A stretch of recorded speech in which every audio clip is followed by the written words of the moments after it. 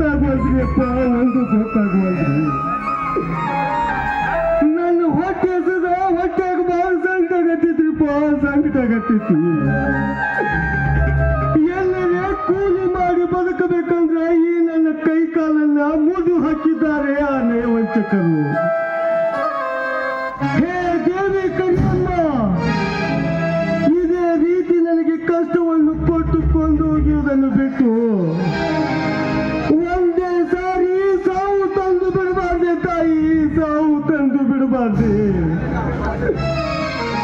ಇಲ್ಲ, ನಾನು ಸಾಯಬಾರ್ದು. ನನಗೆ ಹಾಗೂ ನನ್ನ ಕುಟುಂಬಕ್ಕೆ ಆದ ಅನ್ಯಾಯವನ್ನು ನನ್ನ ತಮ್ಮನ ಮುಂದೆ, ಹುಲಿಯನ ಮುಂದೆ ಹೇಳಲಿಕ್ಕಾದರೂ ನಾನು ಬದುಕಬೇಕು. ಹೌದು, ನಾನು ಬದುಕಬೇಕು.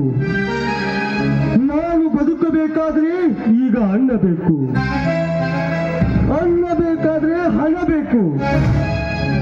ಆ ಹಣವನ್ನು ಈ ಕೈಕಾಲು ಮುರುಕನಿಗೆ ಯಾರು ಕೊಡ್ತಾರೆ? ಅದಕ್ಕೆ ಉಳಿದಿರುವುದೊಂದೇ ದಾರಿ, ನಾನು ಭಿಕ್ಷೆ ಬೇಡಬೇಕು. ಹೌದು, ನಾನು ಭಿಕ್ಷೆ ಬೇಡಬೇಕು.